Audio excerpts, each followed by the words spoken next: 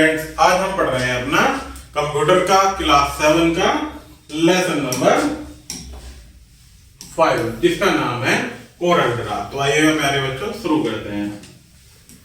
CorelDRAW एक desktop publishing software है। क्या है? एक डेस्कटॉप पब्लिशिंग सॉफ्टवेयर। इसका निर्माण अमेरिका स्थित कोरल कॉर्पोरेशन द्वारा किया गया है। इसके द्वारा रंगीन एवं ब्लैक एंड व्हाइट ड्राइंग का निर्माण सफलतापूर्वक किया जा सकता है। वर्तमान में कोरलड्रा का X18 संस्करण बाजार में उपलब्ध है। तो प्यारे बच्चों, कोरलड्रा का विशेष रूप से कहां प्रयोग होता है?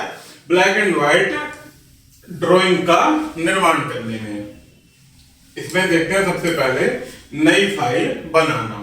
कोरलड्रा के अंतर्गत नई फाइल बनाने के लिए फाइल मेन्यू के प्रथम कमांड न्यू को क्लिक कीजिए या Ctrl+N कुंजी द्वारा भी नई फाइल खोली जा सकती है। ऐसा करने पर खाली पेज खुल जाएगा।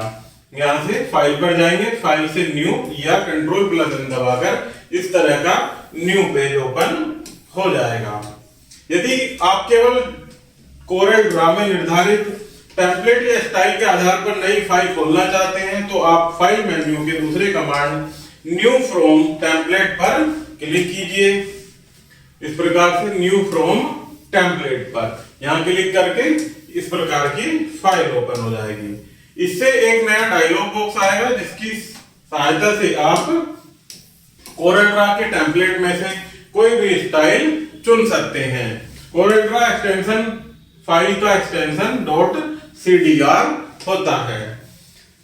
अब पढ़ते हैं कोरलड्रा की मुख्य स्क्रीन के बारे में। कोरलड्रा की मुख्य स्क्रीन विभिन्न अंगों में बटी रहती है जो कि निम्नलिखित है। इसमें पहला भाग और इसके उद्देश्य के रूप में दिए गए हैं। सबसे पहला इसका भाग होता है टाइटल बार जो कि प्रोग्राम का शीर्षक दिखाता है। नेक्स्ट होता है मेन्यू बार। इससे विभिन्न प्रकार के मेन्यू विकल्पों को प्रदर्शित किया जाता है। नेक्स्ट होता है आइकन बार। इसमें प्राय प्रयुक्त होने वाले कुछ कमांडों को आइकन के रूप में प्रस्तुत किया जा सकता है। नेक्स्ट है स्क्रॉल बार।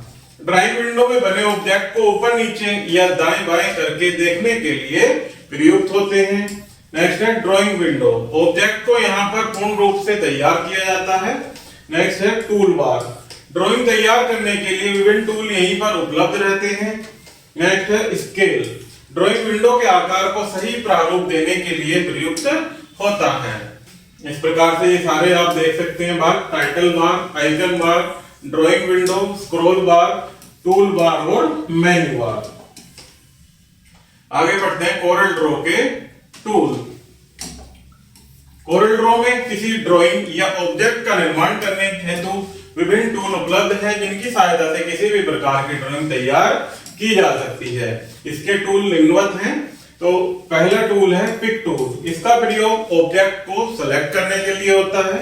नेक्स्ट है शेप टूल। इसका प्रयोग ऑब्जेक्टों के आकार में परिवर्तन करने के लिए करते हैं। नेक्स्ट है जूम टूल। इसका प्रयोग ड्राइंग विंडो पर बने किसी भी ऑब्जेक्ट को छोटा या बड़ा करके देखने के लिए किया जाता है। नेक्स्ट है जूम इन टूल। इसका प्रयोग ऑब्जेक्ट को उसके वास्तविक आकार में कई गुना बड़ा करके देखने के लिए किया जाता है। नेक्स्ट है जूम आउट टूल। इस टूल का प्रयोग ऑब्जेक्ट को उसके वास्तविक आकार में छोटा करके देखने के लिए किया जाता है। इस प्रकार से आप देख सकते हैं कोरलड्रा का। नेक्स्ट होता है एक्चुअल साइज टूल। इसका प्रयोग ड्राइंग विंडो पर बने ऑब्जेक्ट को उसके वास्तविक आकार में देखने के लिए किया जाता है। नेक्स्ट है पेंसिल टूल। इसका प्रयोग करके कई तरह की लाइनों का निर्माण किया जाता है जिसमें free hand mode, Bezier mode, vertical dimension line, horizontal dimension line आदि विकल्प उपलब्ध होते हैं। नेक्स्ट है रेक्टेंगल टूल। इस टूल का प्रयोग आयत या वर्ग के निर्माण के लिए किया जाता है। Artistic text tool. इस टूल का प्रयोग प्रदर्शन कार्यों के लिए किया जाता है। इसकी प्रत्येक रो में 250 अक्षर तक आ सकते हैं। नेक्स्ट होता है पैराग्राफ टेक्स्ट टूल। इस टूल का प्रयोग बहुत अधिक टेक्स्ट लिखने के लिए किया जाता है। नेक्स्ट होता है आउटलाइन पेन टूल। इसका प्रयोग टेक्स्ट या किसी ऑब्जेक्ट की आउटलाइन को अपने कार्य की आवश्यकता के अनुसार प्रयोग करने के लिए करते हैं। इसमें विभिन्न विकल्प उपलब्ध होते हैं। नेक्स्ट है फिल टूल। इसका प्रयोग ऑब्जेक्टों में भिन्न भिन्न प्रकार के रंग और टेक्सचर आदि को भरने के लिए किया जाता है। नेक्स्ट होता है प्यारे बच्चों नाइफ टूल। इस टूल का प्रयोग करके किसी भी ऑब्जेक्ट को काट सकते हैं और उसके काटे हुए भागों में अलग अलग रंग भर सकते हैं। नेक्स्ट है ग्राफ पेपर टूल। इसकी सहायता से ग्राफ पेपर को बनाया जा सकता है। नेक्स्ट होता है स्पाइरल आकृति टूल। इसके द्वारा मकड़ी के जाले जैसी आकृति या कोई भी विशेष आकृति बना सकते हैं। सारे बच्चों आगे पढ़ते हैं कोरल ड्रा में फिल्स एवं पैटर्न का प्रयोग। फाउंटेन फिल टूल को कोरल ड्रा का एक विशेष टूल है। ऑब्जेक्ट सेलेक्ट करने के बाद इस टूल पर क्लिक करने पर चित्र की भांति फाउंटेन फिल डायलॉग बॉक्स आ जाता है, जिसके 4 प्रकार होते हैं। पहला लाइनर फिल, दूसरा रेडियल फिल, तीसरा कोनियल फिल और चौथा स्क्वायर फिल। नेक्स्ट पॉइंट है हमारा कलर पैटर्न फिल का प्रयोग। 2 कलर पैटर्न फिल विकल्प को फिल रोल अप या फिल फ्लाई आउट मेन्यू से प्राप्त किया जा सकता है। इसकी सहायता से ऑब्जेक्ट में कुछ निर्धारित आकृतियों के साथ 2 रंगों को मिलाकर भरते हैं तो आप डिजाइन भी चुन सकते हैं। इस प्रकार से ये होता है सेकंड कलर, ये वाला। यहां हम 2 कलर भर सकते हैं इसकी सहायता से। नेक्स्ट है फुल कलर पैटर्न फिल का प्रयोग। इसकी सहायता से अनेक रंगों से मिलकर पहले से बनी हुई ड्राइंगों के ऑब्जेक्ट में भरते हैं। नेक्स्ट है टेक्सचर फिल का प्रयोग। टेक्सचर फिल में रंगों की संपूर्ण श्रेणी होती है। इसके द्वारा किसी भी डिजाइन में ऑफसेट बदलकर उसका परिवर्तित कर सकते हैं। यह 2 कलर पैटर्न के समान ही होता है। नेक्स्ट पढ़ते हैं कोरल ड्रा में बिटमैप का प्रयोग। कोरल ड्रा में बिटमैप को इंपोर्ट करके प्रयोग करते हैं। इसके अतिरिक्त कुछ विशेष बिटमैप में फिल टूल का प्रयोग कर रंग भी भर सकते हैं। कोरल ड्रा में किसी बिटमैप को आप इंपोर्ट भी कर सकते हैं। सर्वप्रथम फाइल पर क्लिक कीजिए, जिससे इंपोर्ट डायलॉग बॉक्स प्रस्तुत होगा। इस डायलॉग बॉक्स में बिटमैप जहां स्टोर है उस ड्राइव या फोल्डर का चुनाव कीजिए। उसके बाद फोल्डर को डबल क्लिक करके आवश्यकता अनुसार फाइल को सेलेक्ट कीजिए। अब इंपोर्ट बटन पर क्लिक करके जहां पर बिटमैप डालना है वहां क्लिक कीजिए। बिटमैप में विशेष प्रभाव को आवश्यकता के अनुसार डाला जा सकता है, जैसे आर्ट स्ट्रोक, कलर इफेक्ट, त्रिकोणीय प्रभाव, कलर ट्रांसफॉर्म आदि। बिटमैप में त्रिकोणीय प्रभाव द्वारा त्रिकोणीय गहराई को प्राप्त किया जा सकता है, जैसे पर्सपेक्टिव एवं एम्बोसिंग। बिटमैप के कलर ट्रांसफॉर्म में रंग परिवर्तन संबंधित प्रभाव स्थित होते हैं। बिटमैप के किनारों को उभारने या हाईलाइट करने के लिए कंटूर का प्रयोग होता है।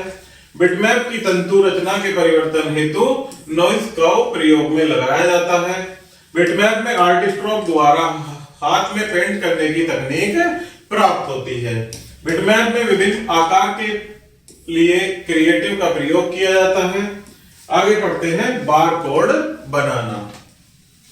कोरल ड्रा में बारकोड बनाने के लिए एडिट मेन्यू में इंसर्ट विकल्प का चुनाव कीजिए। इससे बार बार कोड विजार्ड का डायलॉग बॉक्स आ जाएगा। इस विजार्ड में आवश्यकता अनुसार विकल्पों का चुनाव करके इस बारकोड का निर्माण किया जा सकता है। यह है बारकोड विजार्ड। इस प्रकार से आप देख सकते हैं प्यारे बच्चों। आगे बढ़ते हैं ऑब्जेक्ट को मिरर ऑब्जेक्ट में बदलना।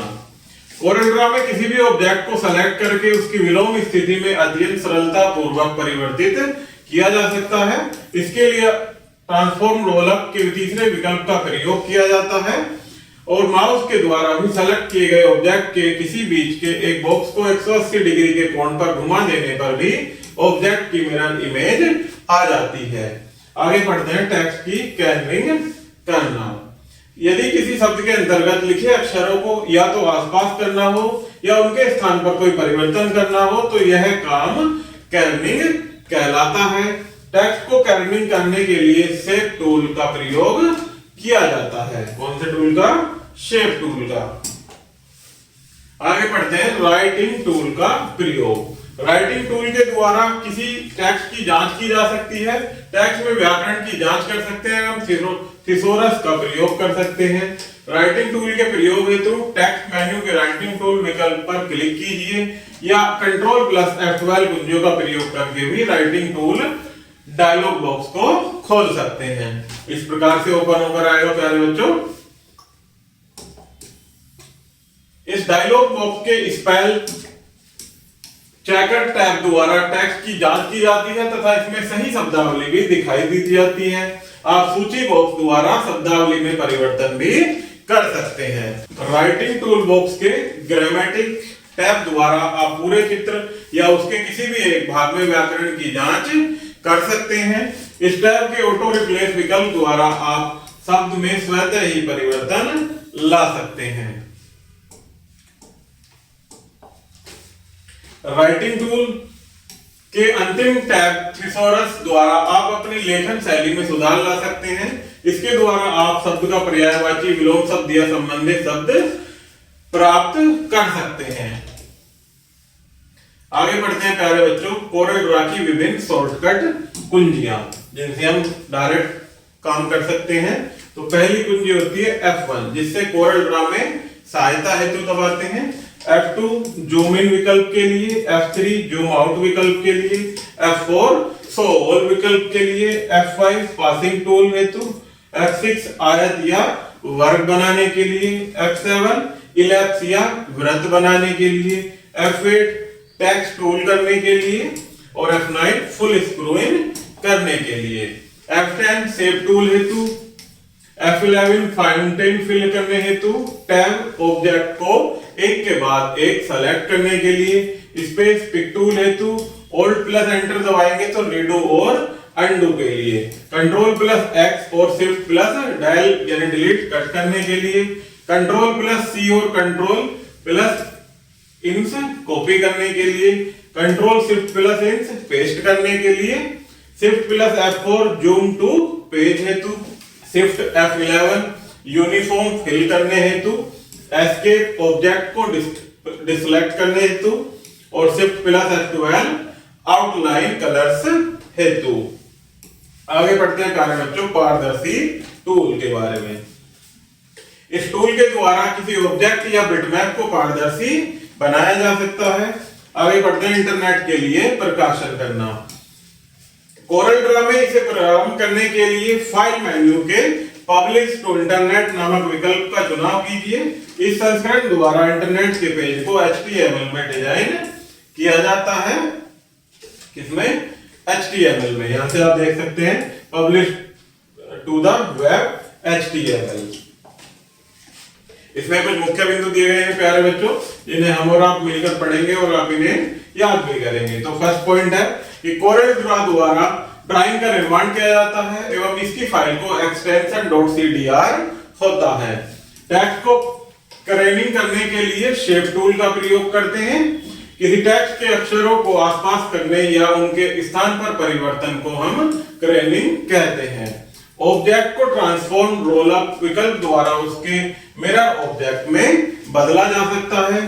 टेक्सचर फिल द्वारा किसी भी डिजाइन में ऑफसेट बदलकर उसका रूप परिवर्तित कर सकते हैं। कोरल ड्रा में बिटमैप को इंपोर्ट करके प्रयोग करते हैं।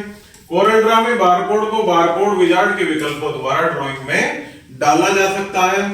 राइटिंग टूल के स्पेल चेक द्वारा टेक्स्ट की जांच की जाती है एवं शब्दावली भी दर्शाई जाती है। थिसोरस के द्वारा लेखन शैली में सुधार किया जा सकता है एवं शब्द के विलोम, पर्यायवाची तथा संबंधित शब्दों को प्राप्त कर सकते हैं। तो इस प्रकार से प्यारे बच्चों हमारा ये लेसन यही समाप्त होता है। आई होप कि आपको यह वीडियो जरूर पसंद आई होगी। धन्यवाद।